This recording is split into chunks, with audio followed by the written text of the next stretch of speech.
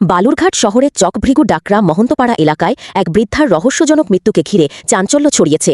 মৃতার নাম শান্তি মহন্ত। পরিবারের অভিযোগ তাকে খুন করা হয়েছে। এ ঘটনায় বালুরঘাট থানায় লিখিত অভিযোগ দায়ের হয়েছে এবং তদন্ত শুরু করেছে পুলিশ। মা একটা বাড়ির থাকতো আলাদা, বাবা মা তো ওইখানে বাবা হয়তো গ্রামে দুধ মানে ব্যবসা করে, তো ওখানে ব্যবসায় দুধ আনতে গেছিলো। তো হচ্ছে মা একা বাড়ি ছিল, রান্নাবাড়ি করছিল, লেবার টেবার পাশেই জমি ছিল। যে রান্নাবাড়ি করার পরে তারপরে লেবার এসে দেখে যে মা এরকম অবস্থায় পুরো ব্লিডিং হয়, পুরো ভেসে আছে, এখানে আঘাত, পুরো চোয়াল টোয়াল সব মানে ভেঙে টেঙে আছে। তো ওই অবস্থায় পাড়ার লোকজনকে ডেকে নেওয়া হয়েছে, তারপরে হসপিটাল নিয়ে আসা হয়েছে।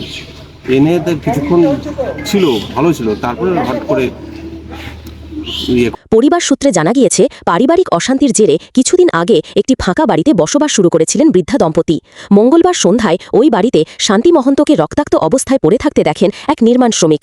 খবর পেয়ে পরিবারের সদস্যরা তাকে উদ্ধার করে বালুরঘাট জেলা হাসপাতালে নিয়ে গেলে চিকিৎসকেরা মৃত বলে ঘোষণা করেন। হাসপাতাল সূত্রে প্রাথমিকভাবে আঘাতজনিত মৃত্যুর ইঙ্গিত মিলেছে। বুধবার ঘটনাস্থল পরিদর্শন করেন জেলা পুলিশ সুপার অভিষেক গুপ্তা। তদন্তে স্নিফার ডগ ব্যবহার করা হয়েছে এবং আশপাশের সিসিটিভি ফুটেজ খতিয়ে দেখা হচ্ছে।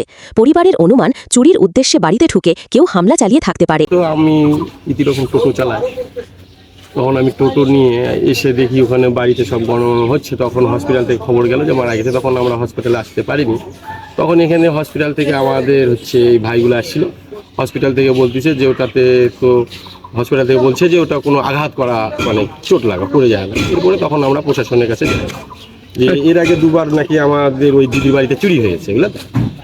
আমরা প্রশাসনের কাছে যাই, প্রশাসন এখন ব্যবস্থা নিবে কি হয়েছে। যদিও অন্য কোনো কারণও খতিয়ে দেখছে পুলিশ। মৃতদেহ ময়নাতদন্তের জন্য মালদা মেডিকেল কলেজ হাসপাতালে পাঠানো হয়েছে। রিপোর্ট হাতে এলে মৃত্যুর প্রকৃত কারণ স্পষ্ট হবে বলে জানিয়েছে পুলিশ।